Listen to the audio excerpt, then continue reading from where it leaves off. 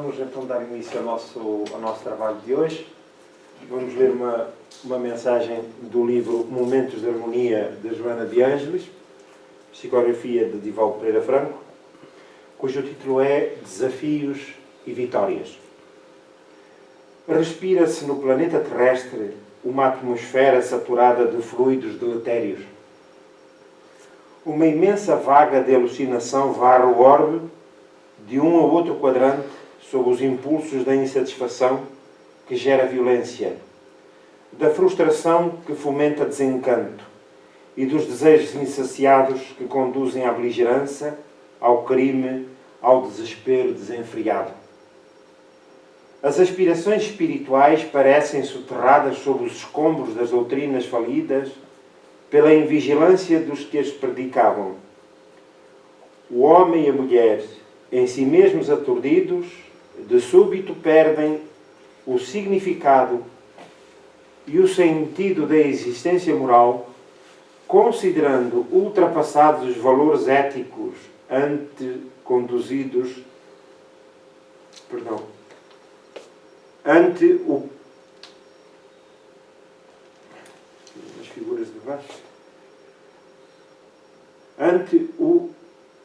a perturbação e a insensatez da volúpia, dos prazeres e dos inconciliáveis e dos inconcebíveis. Eu peço perdão porque de fundo tem umas imagens e não se consegue ver bem as letras. O desespero galopa e mesmo os temperamentos dóceis deixam-se contagiar, desvairando na busca ininterrupta de novidades que não lhes preenchem os sentimentos. As estatísticas negativas avolumam-se, os altos índices de criminalidade parvalham e a derrocada moral prossegue inexorável.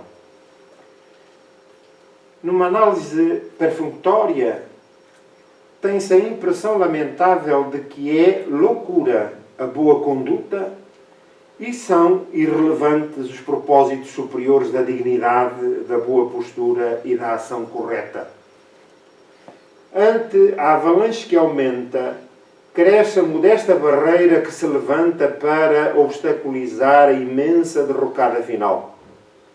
Poder-se-ia crer que as criaturas estão entregues a si mesmas e nenhuma providência superior tenha planificado uma alteração profunda neste suceder de despautério e desequilíbrio.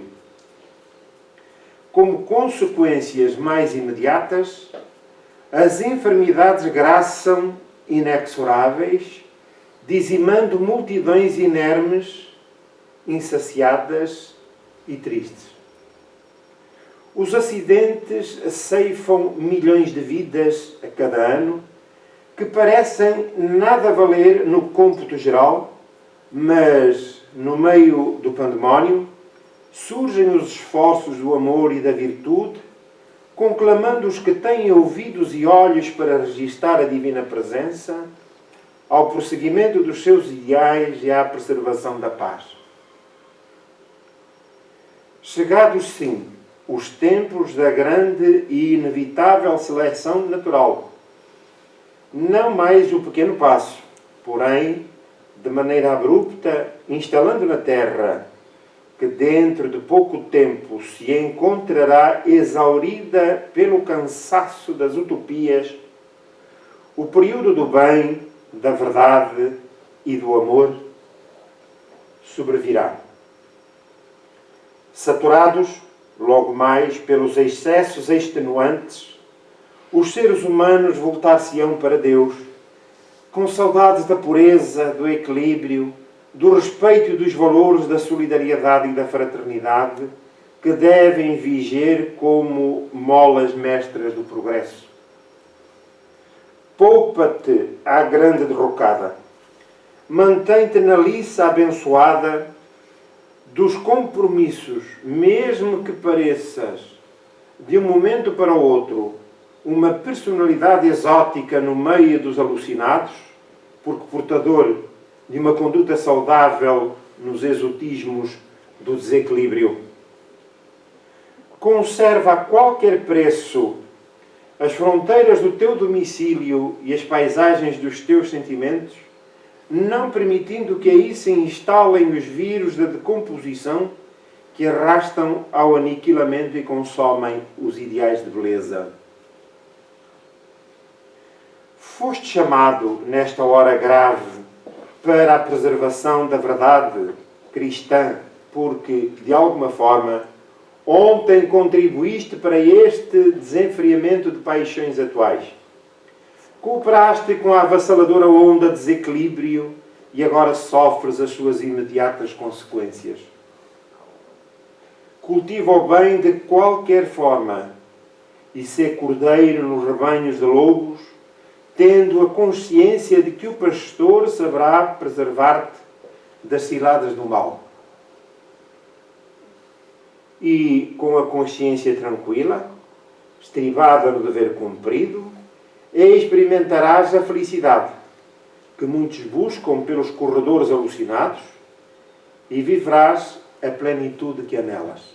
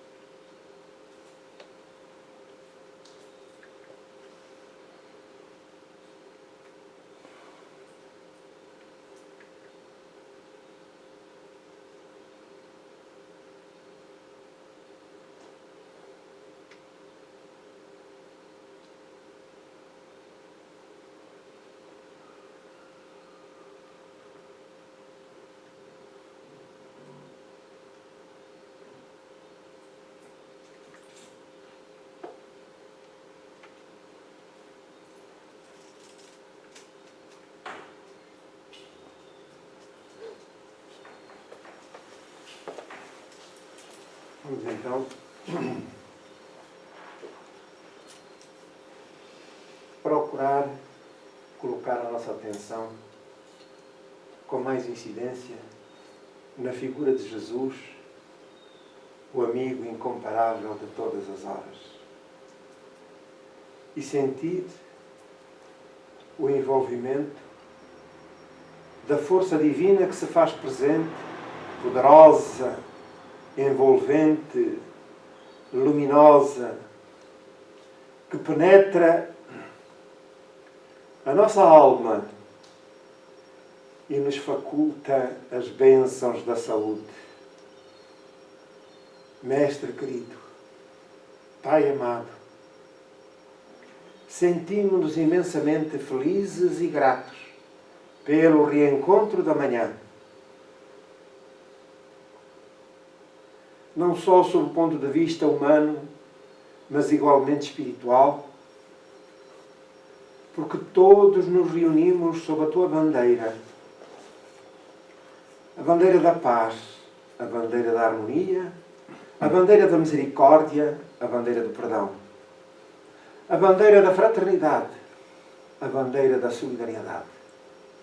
É, Senhor, o que procuramos, enfim.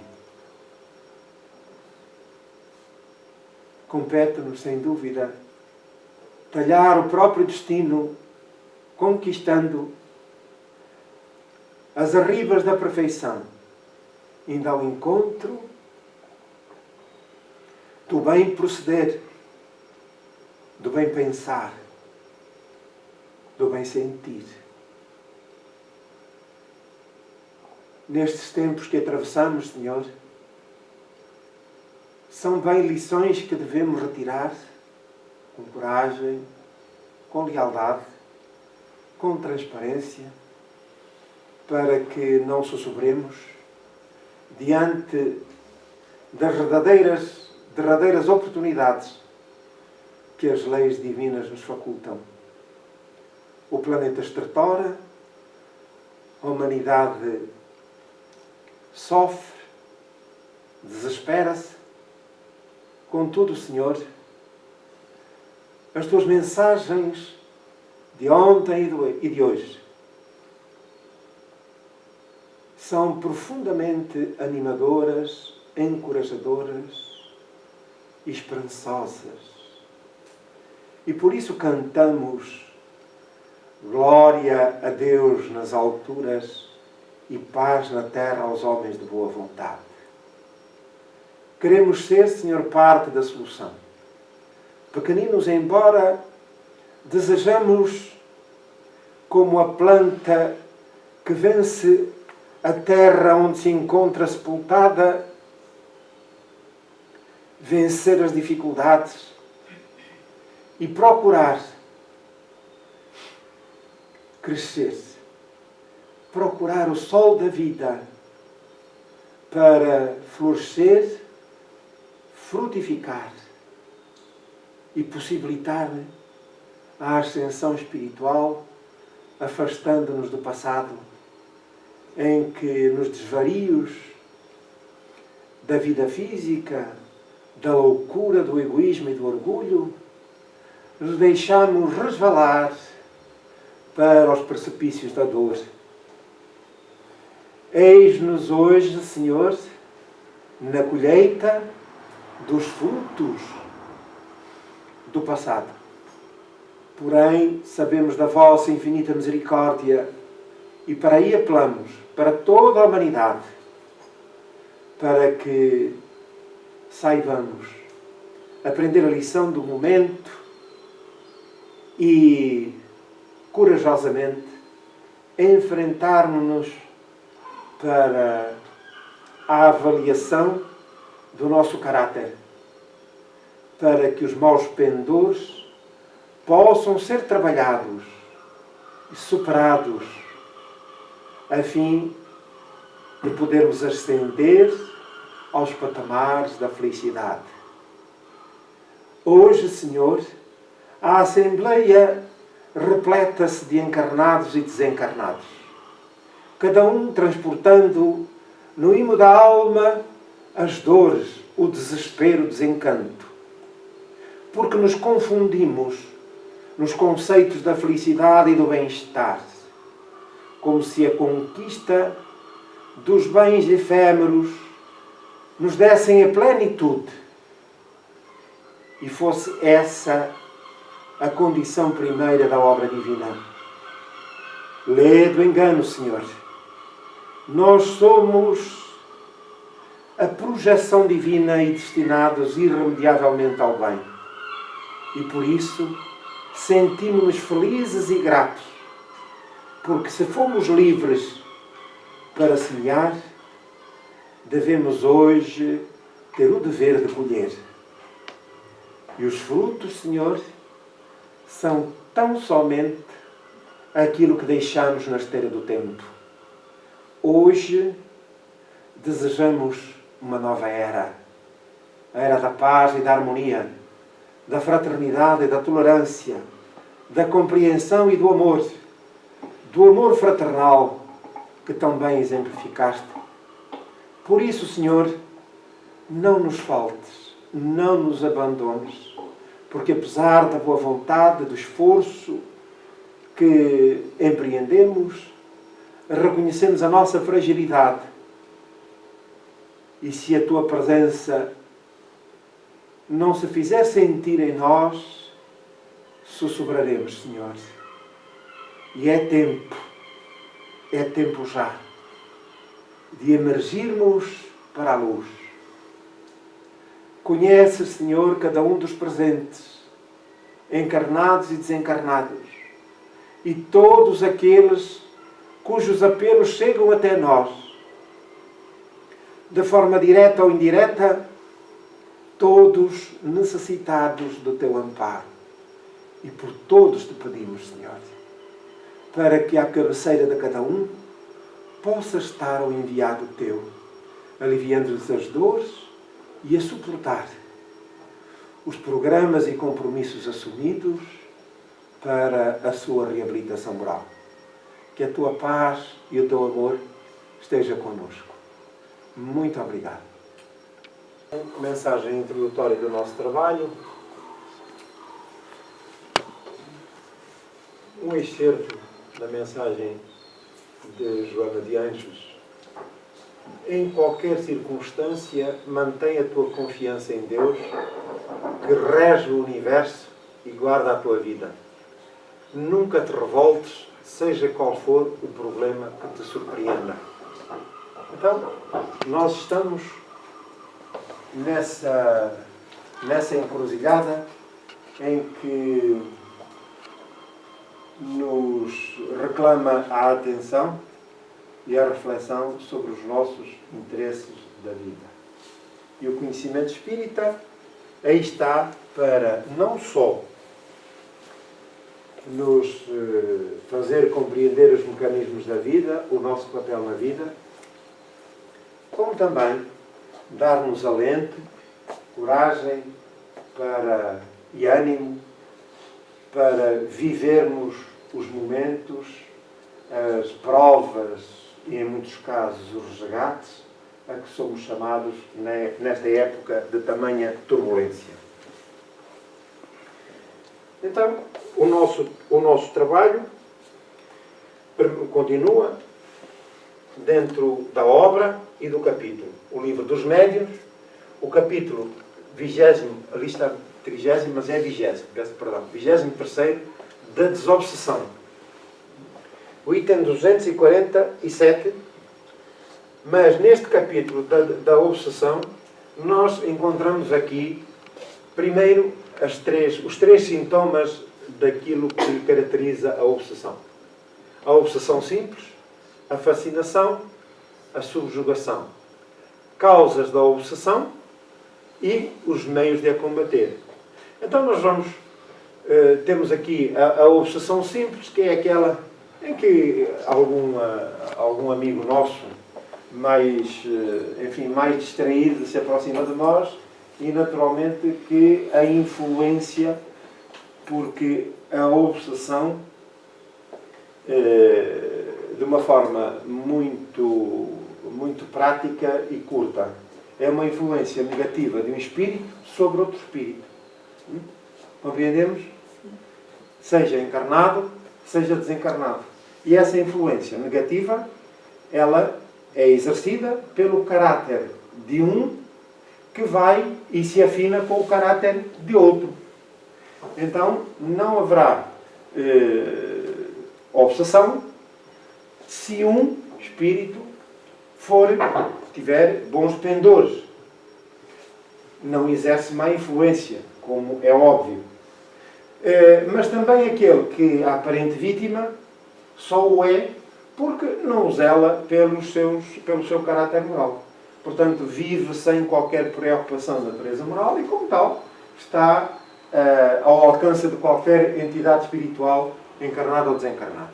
E, portanto, essa influência negativa é uma obsessão. Ela pode ser simples, porque há muitos espíritos que se aproximam de nós, têm os seus problemas dos mais variados, mas não nos querem mal, não agem por má fé. Aproximam-se de nós, até simpatizam connosco muitas das vezes, sentem-se bem a nosso lado, acham-nos simpáticos, atenciosos, por aí adiante, mas têm o problema deles e nós, sensíveis, quem for mais sensível, sente essa influência, mas não há qualquer maldade.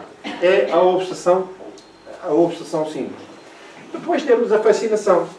A fascinação é uma influência que explora o nosso orgulho e o nosso egoísmo. Portanto, quanto maior for o nosso orgulho e o nosso egoísmo, o espírito que nos influencia, naturalmente, se estiver imbuído desses mesmos propósitos e de má fé, a influência que exerce é proporcional ao seu estatuto moral. Isto é, quanto mais orgulhoso e egoísta, maior e mais pérfida é essa influência. Ora, quanto mais orgulhoso e egoísta for a vítima, o foco, o alvo dessa influência, maior ligação há entre uns e outros. Ora, nós vamos ver mais adiante esses detalhes. Depois temos o da subjugação, que normalmente nós ouvimos correntemente, até a brincar, nós às vezes dizemos para alguém, parece que estás possesso. Se alguém que está destravado de momento, diz, estás possesso. Ora bem, inicialmente esta relação era de facto da possessão. Ora, a possessão em si não existe, porque no sentido literal do termo, quer dizer que um espírito ocuparia o lugar, o corpo daquele que é o titular do seu próprio órgão físico. Portanto, como não há essa substituição, em boa verdade, Kardec entendeu que o termo mais adequado seria o da subjugação. Ora bem, a subjugação, o que é? Apesar de tudo, a fascinação é o mais complicado. Mas a subjugação é uma influência, assaz dominadora, que a vítima tem noção dessa influência e desse domínio, mas não tem força, não tem coragem, não tem ânimo, melhor dizendo, para contrariar essa influência.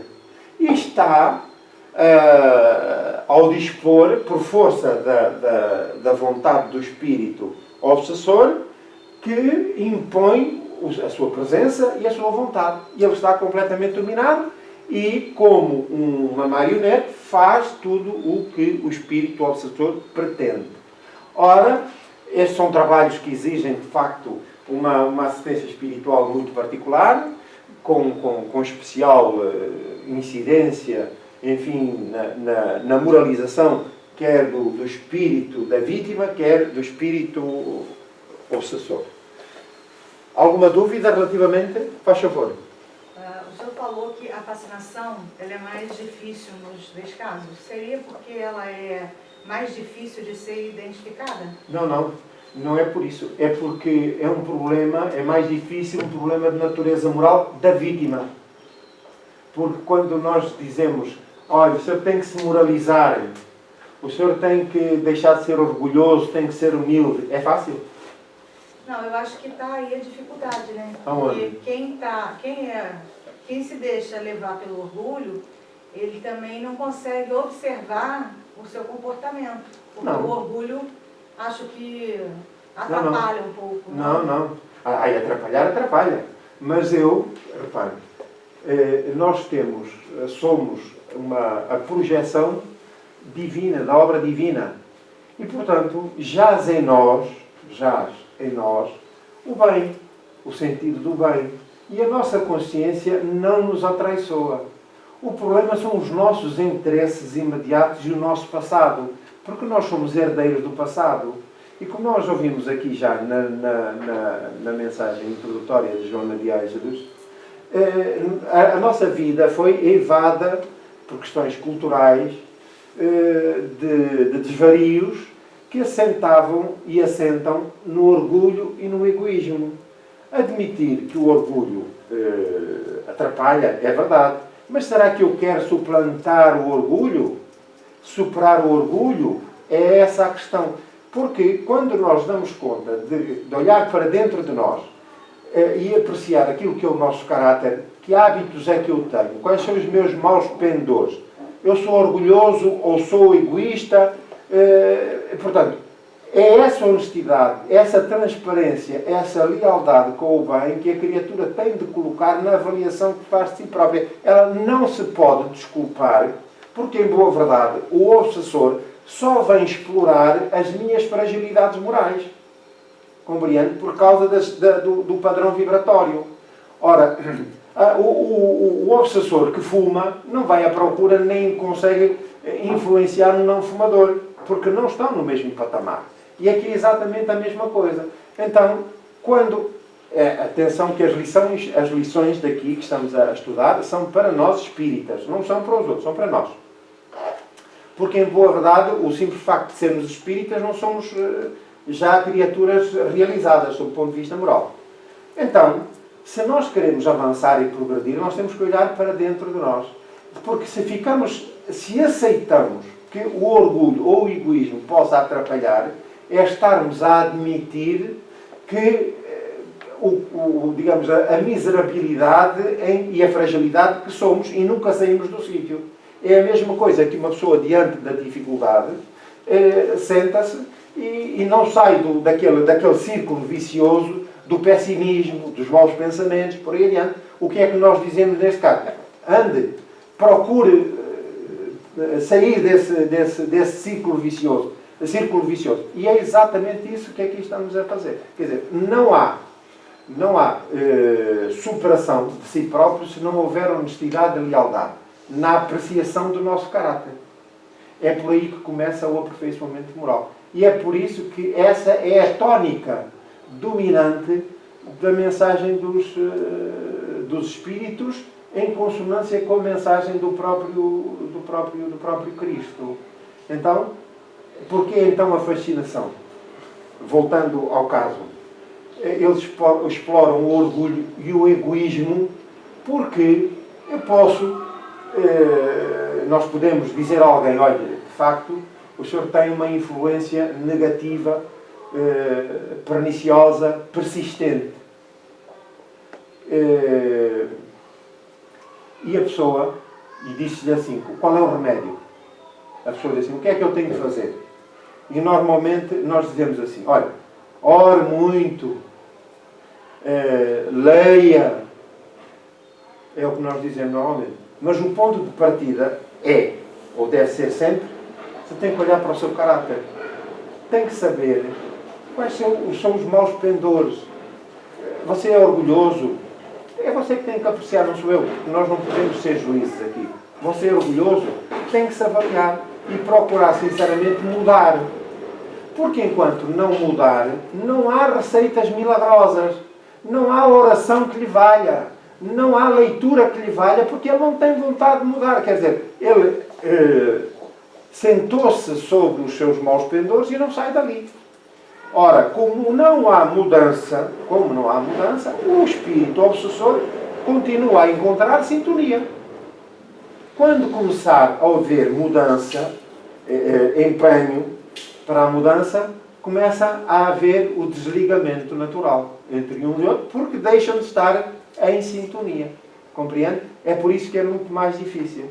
Enquanto que o da subjugação, embora sendo o mais aparatoso, mas a criatura que está sob essa influência pode ser um médium que num momento, enfim, foi tocado por este problema e, em boa verdade, foi envolvido.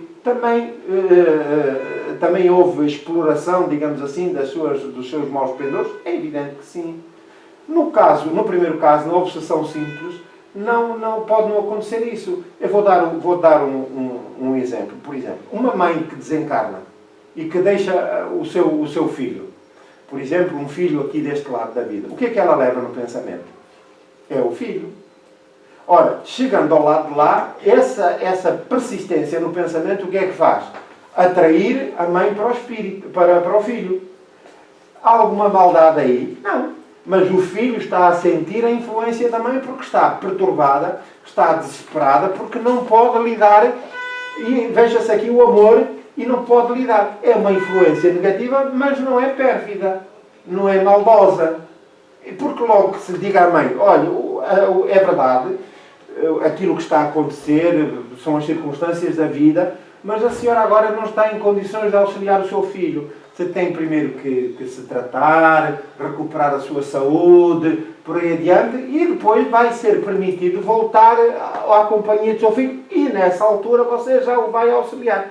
E ela é a primeira a concordar com a situação e afasta-se, porque isto faz parte das leis da vida. Estamos a compreender os graus de dificuldade? Sim, inclusive, ano passado, a mãe do meu genro, que mora aqui comigo, ela faleceu lá no Brasil. E depois de alguns meses passados, um amigo meu, lá da casa espírita que eu frequentava, me mandou uma mensagem dizendo que tinha sonhado com ela e que ela ainda não sabia que ela tinha passado para o mundo espiritual. E que ela não tinha noção absoluta do que tinha acontecido e estava ainda por ali, pela casa, né? Claro. e a influenciar, mas pode não ter qualquer maldade. Sim, Não exato. ter maldade. É pura ignorância. É ignorância, das pois. leis. Né? Não muda, a vida continua exatamente a mesma de quando estávamos no corpo. Exatamente a mesma. E eu estarei, por isso é que Jesus anunciou, informou, olhai que onde estiver o vosso tesouro, aí estará o vosso coração. Quer dizer, onde tu estiveres com o teu pensamento, aí estarás também. Portanto, se o meu pensamento for a casa que eu habitei, eu estou na casa. Se for acompanhar aquele que eu amo, é aquele que eu compreendo. Se for o meu adversário, que eu tenho um adversário como inimigo, é ele que eu acompanho. São os meus tesouros. Certo? Então, vamos adiante. No item 247, então, os espíritos dados a sistemas são geralmente escrevinhadores, pelo que procuram médiuns que escrevem com facilidade e dos quais tratam de fazer instrumentos dóceis e, sobretudo, entusiastas, fascinantes. São quase sempre muito faladores, enfadonhos, procurando compensar a qualidade pela quantidade. Ora, aqui reporta-se esta influência aos médiuns, àquelas pessoas que têm faculdades mediúnicas mais evidentes. Que normalmente, porque é, para além da intuição, a faculdade de psicografia é a mais vulgar, a mais corrente, a mais abundante. E acontece que muitas pessoas começam desde cedo, sentem esse impulso de escrever. O caso mais corrente e comum entre nós podemos... É Fernando Pessoa, por exemplo, onde ler a carta de Fernando Pessoa à tia Anica, em que ele explica à tia que sentia esse impulso, ele descreveu que tinha uma cômoda ao fundo da cama, dos pés da cama, já preparado com um papel e uma caneta, e ele levantava-se muitas vezes durante a noite para escrever. Ora, isso é um impulso natural, são faculdades naturais que a criatura, compromissos que a criatura trouxe do outro lado da vida. E, portanto, é um impulso escrever sob a influência dos espíritos de uma forma mais evidente ou menos evidente, é normalmente uma característica que se apresenta muito vulgar. E então o que é muito comum é escrever por aí adiante coisas, enfim, das mais variadas, rabiscos, e aqui diz os escrevinhadores. Os escrevinhadores quer dizer que a criatura escreve qualquer coisa, sem princípio, meio e fim, e portanto aquilo que lhe vem à cabeça ele escreve. A questão agora aqui está, é as condições morais de quem está a escrever. Ora bem, e quando as coisas começam a ganhar proporções mais volumosas, mais abundantes, a criatura que não se previne para perceber o que se passa, se não é cautelosa, se é uma pessoa assim um pouco, enfim, como é de dizer, levantada das ideias, não é? Muito faladora, pouco sensata, por aí adiante, o espírito que se aproxima e que está a inspirar é um espírito exatamente do mesmo fim. E porquê? Porque a relação entre o espírito e o médium faz-se através do padrão vibratório da energia, do pendor moral que a energia do médium liberta. Então quer dizer que eu posso ter um espírito que vai encontrar nesta pessoa condições para essa ação e manifesta-se através dele, porque tem reunidas essas condições, mas esse mesmo espírito não necessariamente encontrará condições desta. Então por isso é que ele se manifesta por esta e não se manifesta por aquela, apesar deste querer também que aquele espírito se manifestasse através dele. Estão a entender? Portanto, são condições, o que está na base disto, são condições de natureza moral, de condições vibratórias e energéticas do médium. Porque essa ligação não se faz a esmo de qualquer forma. Estamos a compreender? Então, o que importa em todos estes processos é ler, avaliar, ponderar e para depois concluir. Que é para não sermos levados a erro, a sermos confundidos. Portanto, reparem-se que Kardec aqui diz logo que este tipo de espíritos que encontram nos médiuns muita docilidade, que aceitam qualquer comunicação, qualquer mensagem, então são espíritos, muitas das vezes, espíritos faladores, enfadonhos, procurando compensar a qualidade pela quantidade. Então, é por essa razão que nós temos aí no meio espírita muita literatura que não acrescenta nada aos conhecimentos espirituais. Nada, nem doutrinários. Então, vamos só dar aqui um exemplo. Isto é público, por isso é que nos referimos. O Divaldo Freire Franco também começou desde cedo a apresentar, a escrever, por aí adiante. E estava numa roda de amigos, que eram espíritas, e tinham esse exercício, faziam o Evangelho no lar, tinham umas reuniões espirituais, e no final psicografavam. Eu já tinha centenas de psicografias. Os amigos disseram, bem, agora nós vamos aproveitar aqui estas mensagens para editar um livro. Vamos publicar um livro. Sim, senhor. Mas, entretanto, começa a aparecer um espírito que começa a sobrepor-se aos demais. Que era um espírito que assinava um espírito amigo. Um espírito amigo que, naturalmente, Divaldo perguntou, quem é esse espírito amigo? E ele disse, para já eu sou para ti um espírito amigo. Não sou mais ninguém. E assim foi andando com o espírito amigo. Até que o Divaldo, claro, como nós, enervou-se. Mas é um espírito amigo, Não, eu quero saber quem é. Toda a gente tem um nome. Não é? Toda a gente tem um nome. E ele até brinca com isso. Disseram assim, pronto, então para ti eu sou a Joana. E ele pensou-se, bem, Joana, quem será a Joana? Isto é o nome de lavadeira. São palavras dele. Né? É o nome de lavadeira. Mas Joana é quê? Para ti, neste momento, sou Joana. E chega. E, portanto, vai ali de etapa em etapa. E porquê? E depois vem-se a saber porquê. Até lhe revelar verdadeiramente quem era a Joana de Anjos. Porque todo esse período, até chegar a esse ponto, foi de amadurecimento. Quando ele disse, então, agora, nós vamos editar um livro. E ela disse-lhe, vamos estabelecer aqui um compromisso. Primeiro, eu quero saber se estás disposto a assumir um compromisso, de facto, a fazer um trabalho sério na área da edição de livros, de mensagens e livros. Sim, senhor. Então, na primeira etapa, nós vamos iniciar imediatamente esse processo.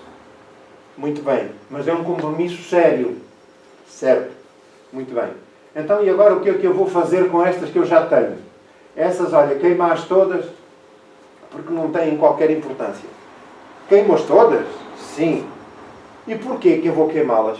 Porque essas fazem parte de um período de exercício das próprias faculdades. Quer dizer, ninguém nasce médium assim espontaneamente e aperfeiçoado. Porque a mediunidade ainda não é uma faculdade que nós tenhamos conquistado. Ela é inerente ao espírito de cada um. Mas é uma faculdade, não é um dom, mas é uma faculdade que nos é ainda,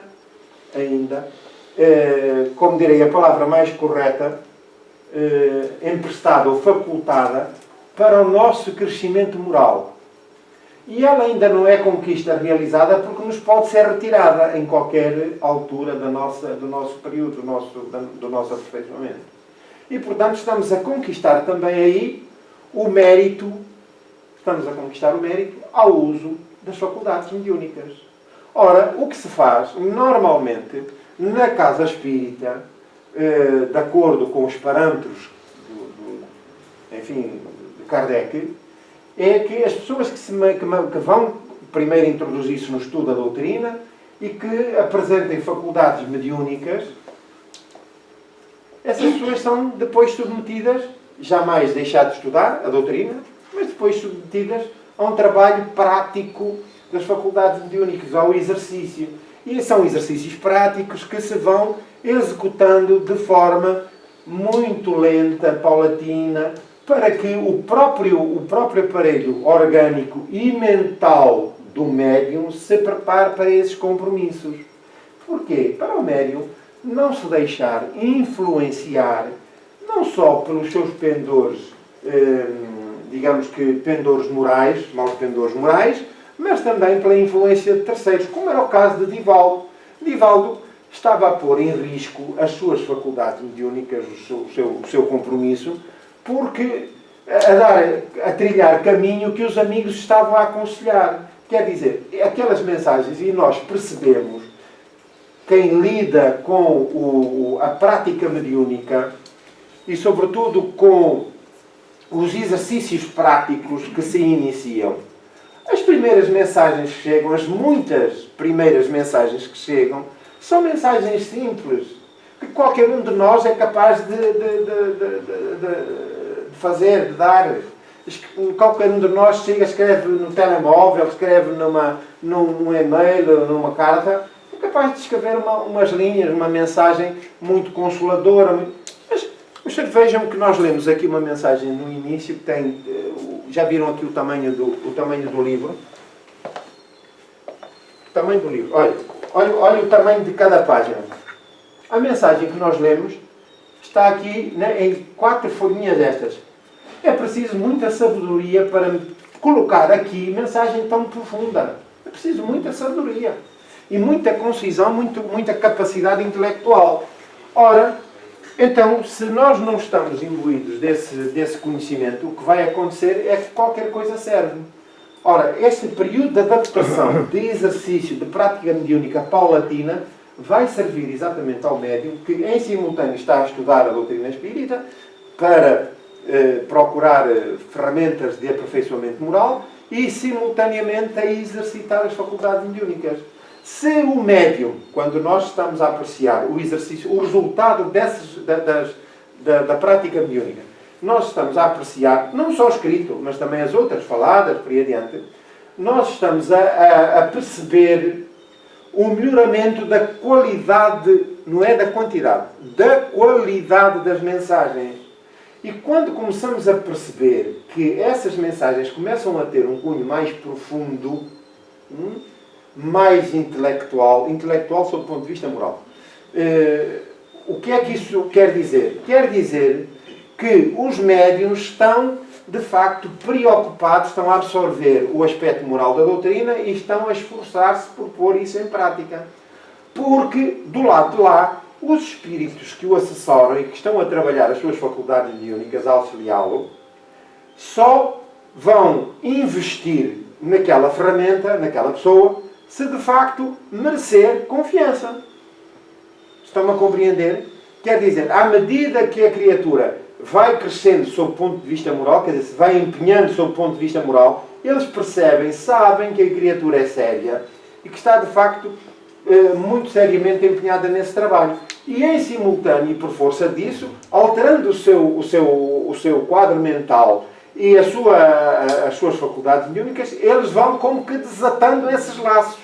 E aos poucos nós verificamos que as comunicações escritas, verbais, a própria intuição, nós começamos a perceber que essa qualidade a evoluir está ligada também aos esforços que o médium está a fazer. Porquê? Porque do outro lado da vida, os espíritos que assessoram o médium não vão, como dizia Jesus, pôr remendos em trapos velhos. Quer dizer, não vão investir, agravar a situação do próprio médium e nem se vão perder tempo com quem não está, de facto, empenhado nesse trabalho que lhe compete fazer.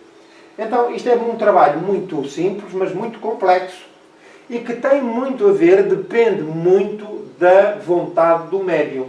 É por isso que é importante estudar a doutrina espírita para perceber o que os bons espíritos recomendam e como é depois importante pôr em prática essas lições e como elas se vão manifestar em todas as criaturas. Então, a criatura que, por exemplo, que se empenha no seu melhoramento moral e não tem faculdades mediúnicas. Mas o Kardec diz que todos éramos médiuns. É verdade. Mas muitos somos médiuns intuitivos. Compreendem? Que é a faculdade, digamos que é transversal a toda a humanidade. Por isso é que todos somos médiuns. E à medida que a nossa moralização se vai realizando, a intuição vai se apurando. Quer dizer, começamos a estar muito bem afinados com os espíritos, os nossos guias espirituais. Estamos a compreender? É por isso que às vezes nós notamos isso em pessoas que, não tendo faculdades mediúnicas ostensivas, elas manifestam-se através da intuição, da opinião que dão sobre esta, sobre este ou por aquele problema, sobre este ou sobre aquele assunto, e nós percebemos ali nitidamente a influência espiritual. Alguma dúvida? Muito bem. Então, vamos adiante. Comprazem-se em ditar aos seus intérpretes volumosos e indigestos escritos, frequentemente pouco inteligíveis, que felizmente têm por antídoto a impossibilidade material de serem lidos pelas massas. Ora, isto significa que um bom filósofo, enquanto na Terra, um estudioso, um homem inteligente por aí adiante, tenha desencarnado, mas seja, sob o ponto de vista moral, uma criatura aquém das condições mínimas para poder deixar alguma mensagem animadora, esperançosa, por aí adiante. Não deixou de ser inteligente, não perdeu a sua intelectualidade, os seus conhecimentos. Eu recordo num trabalho, já o disse várias vezes, fiquei extremamente impressionado, porque é de uma desilusão completa. Nós não conseguimos alcançar a desilusão de um espírito nessa matéria, porque mexe com o orgulho da própria criatura. E um dia manifestou-se um espírito que tinha sido juiz na Terra. E juiz num patamar, na hierarquia da profissão, era já dos quadros superiores. E, portanto, o argumento dele é que tinha sido juiz, que sabia muito, tudo bem, por aí adiante, por agora. Isso é verdade. Mas o senhor agora está numa realidade completamente diferente. O senhor era juiz? O senhor algum dia tinha ouvido falar da alma? Sim, já tinha ouvido falar da alma. Muito bem. E o senhor sabia que a alma que é imortal? Não sei o que é que isso significa. Pois, muito bem. Levar a criatura, agora ali, numa conversa simples, a admitir, a ver, a constatar que tinha morrido. Morreu, mas sobreviveu. Continuava vivo. Muito bem, só tinha deixado o corpo. Certo. Então, foi um choque perceber isso. Então agora, o que é que vai ser de mim? Então, o que vai ser de si é isto, aquilo, aquilo outro, a vida é isto, aquilo que a doutrina nos ensina, por aí adiante. E no final diz ele assim: olha, então eu estive na Terra durante não sei quanto tempo, estudei anos a fio, era um indivíduo com poder, e agora constato que sou um completo ignorante e tudo aquilo que eu aprendi não me serve de nada neste momento. Estou no ponto de partida. Isto é de uma desilusão completa. Agora vejam os senhores a justiça divina, como as leis são perfeitas. Qualquer analfabeto entre nós, com o devido respeito, sabe mais do que esse juiz quando chegar ao lado de lá. Morreu, assim, olha, já vim para este lado. Ora bem, deve estar alguém à minha espera.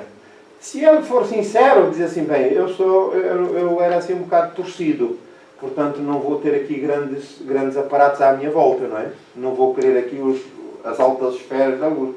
Deve vir aí algum espírito torcido também à minha procura.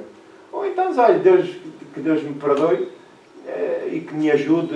E, portanto, está consciente do que lhe aconteceu. Sabe muito. E o senhor reparem que de que é que estamos a falar aqui agora, neste momento, é da vida para além da morte. O que é que todos nós andamos a fazer? Andamos a fugir de um bicho, recentemente, de um bicho que é invisível, mas que nos atormenta. Não é que nós tenhamos medo da morte. Não temos. Mas Nós, se morrermos, já estamos conscientes, temos que morrer e vamos sobreviver à morte. Isto é de uma riqueza incontornável. Saber, ter consciência disto, falar disto com toda a naturalidade. Portanto, nós já estamos a ver a nossa vida para além do túmulo. Não é verdade?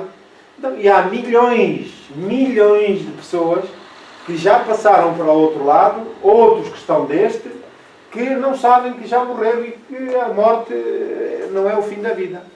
E isto é de um enriquecimento extraordinário. Então, isto para dizer que muitos desses espíritos, aqueles que permanecem orgulhosos, e nada muda desde que a criatura não queira mudar, a não ser que, quando as leis divinas se estabelecem, que este indivíduo é livre para, enfim, semear o que quiser, mas vai ser obrigado depois a colher os frutos da sua sementeira. E isso pode demorar o tempo que demorar. Pode demorar o tempo que demorar. Mas quando as leis divinas dizem chega, chega. Portanto, ou ele e organizam-se todas as disponibilidades, todos os mecanismos para amparar o espírito. Todos. Mas quer dizer que o nosso livre-arbítrio não é absoluto. O nosso livre-arbítrio não é absoluto. É limitado. Embora, assim sendo, nós cultivamos, como dissemos, o que queremos, mas os frutos depois temos que os sazonar.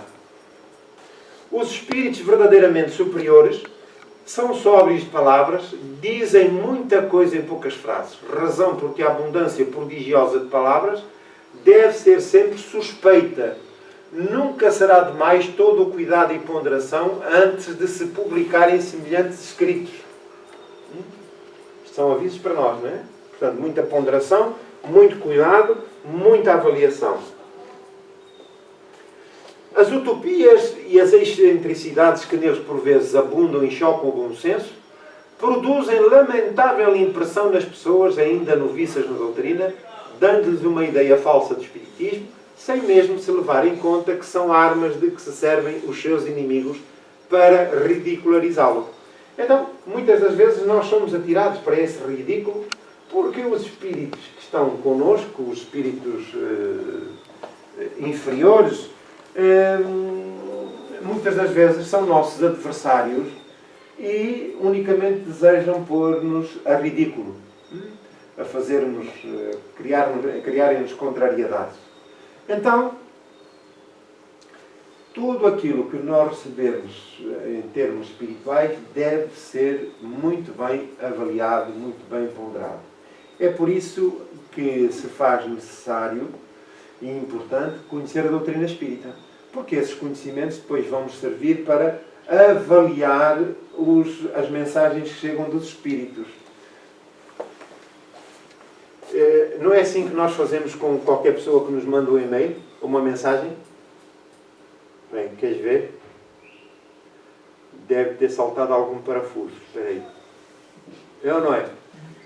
Se olhar para um e-mail, olha para uma mensagem, já começa a pensar qual é o caráter, o temperamento da pessoa. É ou não é verdade? E se for nosso amigo, até nós temos o à vontade para dizer, olha lá, perdeste algum parafuso? Ok, que propósito é que me mandas aquela mensagem? Se calhar até uma risota ali, uma brincadeira. Mas é só para percebermos que nestes detalhes, se nós não temos o cuidado, e muitas das vezes nós dizemos assim, eu fiz tanta fé naquela pessoa e desiludiu-me. Não me desiludiu nada. Eu é que não fui sensato na avaliação do caráter da pessoa. Não é verdade?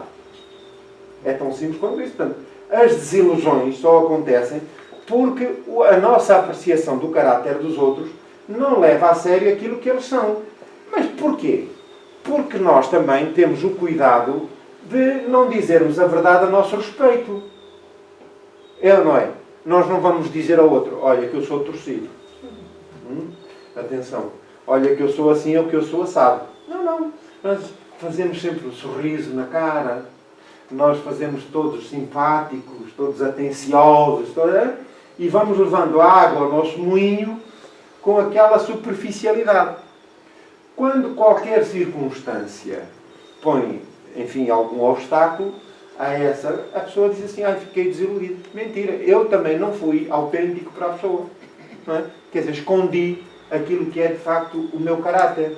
E no momento crucial a pessoa vem ao de cima o mau pendor da criatura. Não é verdade? É que as relações humanas são todas um namoro. São todas um namoro. É meu amor para lá, meu amor para cá, meu amor para ali, meu amor para acolá. É tudo assim. Até que um dia o amor se cansa e num momento crucial a coisa ruge como um leão. E dão-se desgraças. E nós dizemos, eu fiquei desiludido. Não fiquei desiludido. É que eu só disse e só mostrei aquilo que queria até determinada altura. Porque tinha um objetivo. Eu tinha um objetivo. Conquistado esse objetivo, ou desiludi-me, ou então já não estou interessado. Ora, aí, o que é que eu faço? Aí sou eu mesmo que apareço. Já não há fantasias ali à volta. Quer dizer, aquilo que deveriam ser, enfim, o meu bom pendor, a minha simpatia, a minha atenção, a minha educação, a minha gentileza, eram tudo só questões superficiais e não de fundo. Quer dizer, eu próprio não ponho à prova aqueles que se relacionam comigo. Não é verdade? Quer dizer, eu não estou atento e depois digo assim, desiludi-me. Não me desiludiu. A pessoa é assim mesmo. A pessoa é assim mesmo. Eu é que não fui suficientemente ponderado. Ou então sou eu que não transmito aos outros aquilo que sou. Ou não procuro ser, de facto, leal e sério. Não é verdade? É por isso que se desfazem amizades. É por isso que desfazem casamentos, uniões de facto, essas coisas todas, relações, pais para filhos, filhos para pais, por aí adiante. Não é? Até ao ponto de nós dizermos, olha, se tu não fosses do meu sangue, eu dizia-te já o que dava-te já 2 piparotes, tu havias de ver para onde havias de cair. Porquê? Porque é uma questão cultural. É uma questão cultural. Desde os tempos ancestrais. E então, nós contemos-nos. Porque se não fosse do nosso sangue, meu amigo, ontem já era tarde. É tão simples quanto isso. Então, a nível da mediunidade, é exatamente a mesma coisa. As utopias, as excentricidades que neles por vezes abundam e chocam o bom senso, produzem lamentável impressão nas pessoas ainda noviças na doutrina, dando-lhes uma ideia falsa do espiritismo sem mesmo se levar em conta que são armas que se servem os seus inimigos para regularizá-lo. Então vocês viram estas utopias e excentricidades? Vocês deram conta na mensagem introdutória de Joana de Ângeles de como vive o mundo presentemente? Deram conta? E ela falou das excentricidades e das utopias. E de tal forma enraizadas que aqueles que procuram colocar-se acima da linha d'água, como se costuma dizer, com bom senso, com seriedade, com lealdade, com honestidade, têm muita dificuldade. E se não estiverem bem cientes desses valores, que são intransferíveis e incorruptíveis, a pessoa chega a um ponto e diz assim, eu não estou a ponta cabeça. Não, então toda a gente faz isto, faz aquilo, o meio é este, porque é que eu tenho que me conter? Não, eu tenho que acompanhar a modernidade dos tempos. Não há contenção. Então é por isso que Joana de Ângeles, ali naquela mensagem, diz, tenhamos bom senso, tenhamos ponderação e não nos sintamos estigmatizados ou alienados só porque os nossos valores são impolutos. E não nos adaptemos à nova era, à era presente, porque estes são dos fins dos tempos. Estão a emergir das catacumbas do interior da Terra milhões de espíritos, porque estão a ser sacudidas essas regiões e estão a vir ao de cima para serem amparados. E muitos deles fogem, e os espíritos inferiores sabem que este período é um período de transição. E a esmagadora maioria deles, muitos vivem há milhões de anos, ou há milhares de anos, melhor dizer, há milhares de anos, nessas profundezas da terra, espíritos profundamente perturbados, aturdidos, que perderam já a forma humana, mas que não deixaram de pensar, nem deixaram de ser espíritos, mas que a sua perturbação e o seu livre-arbítrio levaram-nos a essa condição. Mas, entretanto, como a lei do progresso, que é uma lei divina, uma das leis morais da vida, contida na última parte do livro dos Espíritos, como poderão perceber, a lei do progresso, é inevitável. E então, de tantos em tantos anos, centenas ou milhares de anos, é feita uma limpeza. Digamos que as catacumbas, as estruturas do próprio planeta, as estruturas morais da humanidade, melhor dizendo, são abanadas. E o lixo, perdoem-me a expressão, todos os espíritos inferiores vêm ao de cima para serem resgatados e amparados. Os que não quiserem, não tiverem condições, vão ser relegados para planetas inferiores. E por isso é que este período é o período do final dos tempos. E no final dos tempos há espíritos que estão do lado de lá e outros do lado de cá, que se afinam com esses. E são correias de transmissão dos maus pendores daqueles espíritos. É por isso que muitos de nós sentimos desnorteados, e como a moda é ser isto ou ser aquilo, é fazer isto ou fazer aquilo, nós também queremos estar na moda, porque alienamos os nossos, ou desvalorizamos o nosso estatuto moral, as nossas condições morais, e portanto alinhamos também e tudo nos serve. E de repente, nós estamos aonde? Estamos amarrados aos espíritos que se afinam connosco. E depois é vulgar dizermos, eu tenho um encosto. Eu tenho o espírito fulano que me faz mal. Eu tenho não sei quantos, eu tenho não sei quem. Certo, pode ter, acredito que sim. Mas a pergunta que se coloca é, você está melhor hoje do que ontem? E propõe-se a estar melhor amanhã do que hoje? É uma pergunta difícil. Pois é, porque isso dá trabalho. E isso mexe com as nossas estruturas interiores. Mas é aí que está o segredo. Compreende? Então, nós estamos aqui neste trabalho que é fundamental. Entre tais publicações, algumas há que, sem serem más e sem provirem de um obsessor, podem considerar-se imprudentes, intempestivas ou insensatas. E nós temos que ter muita atenção com isto. Aqui há uns tempos, nós espíritas, aqui há uns tempos havia para aí andou a circular um livro. O autor queria, não sei se era Dan Brown, alguma coisa Dan Brown. Então, o homem tinha ido pesquisar os arquivos da história, por aí adiante, para o hotel, para dar ao ninho, essa coisa toda, e a dizer que Jesus tinha sido, a Madalena tinha sido amante de Jesus. E que tinham na mesa da última ceia, também lá tinham trocado, da última ceia, Madalena também tinha lá estado. Ora bem. E isso foi para muitos espíritas e no meio espírita assunto de conversa. Se não era, se é verdade. Pelo amor de Deus. Ela sabia que Jesus tinha sido amante, ou que a Madalena tinha sido amante de Jesus, ou coisa assim. Mas é isso que importa. E se tivesse sido? Não foi. Mas e se tivesse sido? O que é que isso tem a ver com aquilo que é a sua mensagem? Jesus não falou se nós podíamos ou não devíamos. Hoje, se eu tiver uma amante, o que é que isso importa? O que importa é se eu sou bom ou não sou. Se assumo as minhas responsabilidades morais ou os meus compromissos. Se sou casado ou não sou. Não tem nada a ver com isso. Cada um escolhe o caminho que bem entende e que acha o melhor para si. O que importa é se eu sou bom. Se eu sou bom. Se eu procuro empenhar-me de facto no melhoramento da minha conduta. Porque quando isso acontecer, eu vou ter discernimento e bom senso para saber os caminhos que escolhi na minha vida. Mas a respeito dessa questão da Madalena, eu devo dizer o seguinte. Madalena, quando descobriu Jesus, está nos livros. Isto é de espíritas, não é? Para a literatura espírita. Está nos livros. Quando Madalena encontrou Jesus e ela se identificou com a proposta de Jesus, aquilo foi uma revolução completa. Porque Madalena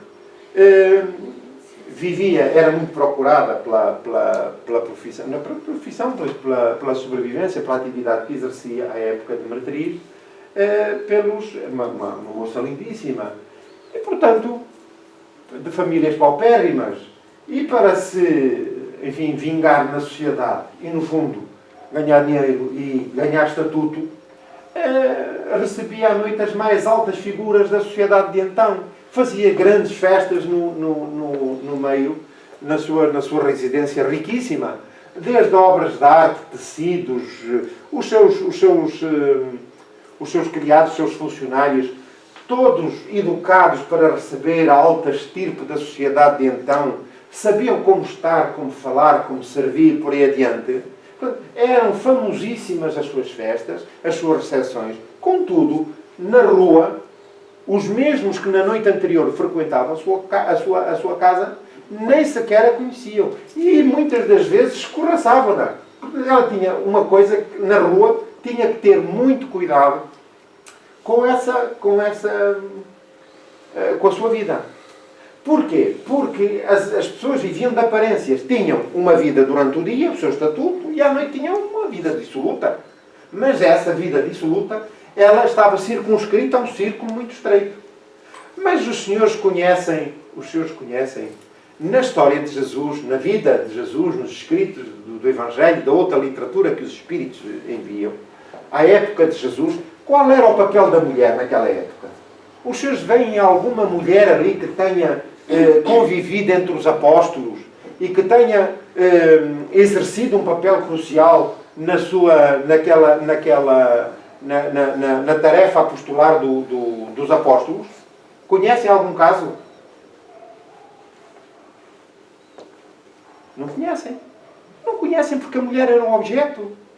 A mulher era como um animal. Perdoem-me o devido respeito. Não tinha lugar na sociedade. Não tinha lugar entre os homens. Os lugares de destaque, tudo. Esses lugares eram ocupados pelos homens. As mulheres eram simples objetos de que o homem punha e dispunha à época. Portanto, independentemente de Maria Madalena ser das figuras mais gradas do Evangelho, porque ela, quando descobriu, de facto, a mensagem de Jesus, ela tentou a aproximação. Mas os apóstolos rechaçaram-na. Rechaçaram de tal sorte, a quem é que Jesus apareceu em espírito em primeiro lugar após a morte? A Maria Madalena. E quando ela se aproximou dos apóstolos para lhe revelar esse facto, o que eles disseram, logo a ti, uma meretriz, o mestre ia aparecer a uma meretriz. Já Maria Madalena estava, digamos que cansada no bom sentido do termo, já tinha progredido bastante, porque quando ela teve esse contacto com Jesus, ela num dia de menor aproximação de outras pessoas junto de Jesus, ela perguntou-lhe o que é que gostaria de estar próximo dele, de ajudar, e Jesus, sabendo a cultura da época, disse-lhe, não, fazes o teu caminho, procuras ir ajudar aqueles que mais te condoem a alma. E então as criaturas com quem ela mais se afinava, que mais sentia pela sua dor, eram os leprosos. E então havia lá uma zona que é próximo da região onde ela vivia, que era o Vale dos Leprosos, e ela começou a ir visitar os leprosos e começou a dar-lhes apoio, de tal sorte que acabou por contrair também o vírus e acabou por morrer leprosa. Ora bem, em nenhum momento foi possível Maria Madalena aproximar-se de Jesus. Uma questão cultural. Ou outras mulheres.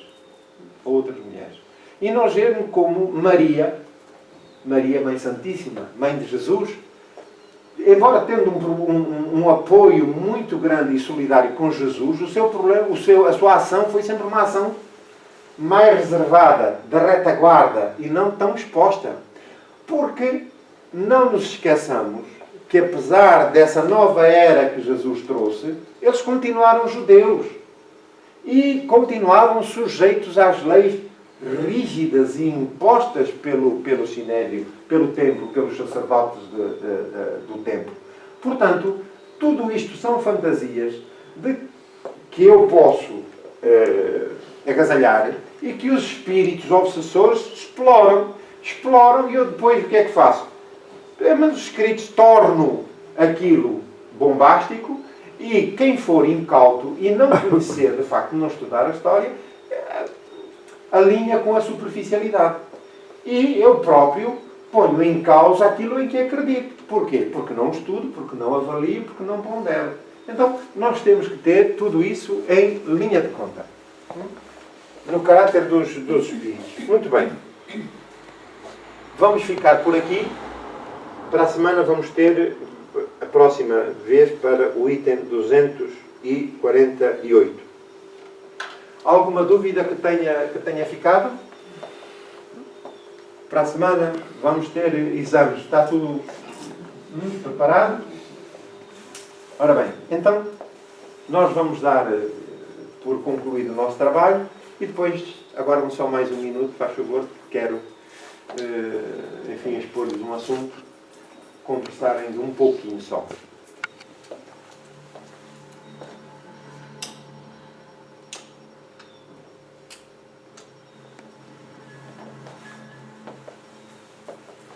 Então vamos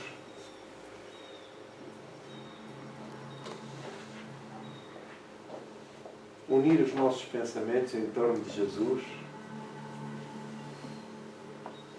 sentir o ambiente em que nos encontramos mergulhados, um ambiente harmonioso, pacífico.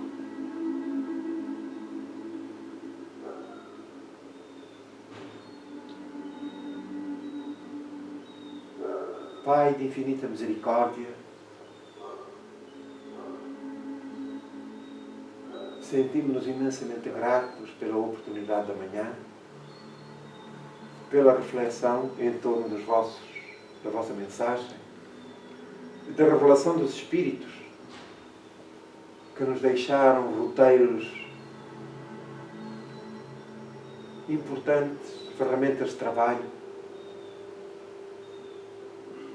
que nos compete usar para o nosso aperfeiçoamento moral. Pedimos-te, Senhor, por todos quantos sofrem nos dois planos da vida, e que o vosso amor alcance toda a humanidade, encarnados e desencarnados.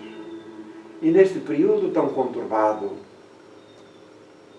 de perturbação coletiva por força das circunstâncias, o que é legítimo, o que é natural, dado o desconhecimento espiritual a respeito da vida, vemos na morte o fim da existência. Mas, ó beleza das vossas leis, porque fomos criados à vossa semelhança, e somos eternos, e jamais se apagará em nós a vossa chama, Senhor. A capacidade da inteligência, a vida em si mesma. Obrigado, Senhor, pelos conhecimentos que nos facultas a todos, e inspira-nos para que os nossos esforços se traduzam em ações no bem, em favor do nosso próximo, cumprindo a máxima que nos deixaste, de amar a Deus sobre todas as coisas e ao próximo como a nós mesmos. Quanta alegria nos invade a alma, Senhor! Quanta alegria! Pela confiança depositada. E desejamos, tanto quanto possível, porque somos frágeis, mas desejamos levar por diante a vossa bandeira, plantando-a nos corações aflitos, desesperados, daqueles que chegam até nós e se revelam necessitados, mas também naqueles que, vivendo problemas mil no anonimato, ainda não conseguiram, Senhor, encontrar um roteiro seguro para as suas vidas. Lembramos os lares aqui representados, de encarnados e desencarnados. Lembramos aqueles que se encontram doentes. Lembramos, Senhora, aqueles que nos contactam e que pedem, solicitam amparo para as suas dificuldades. Deixa-nos ser, Senhor, instrumentos dóceis no terreno da vida para levarmos aí o alento, o esclarecimento, o consolo, a coragem e o ânimo. Que a tua paz, Senhor, e o teu amor permaneçam connosco. Muito obrigado.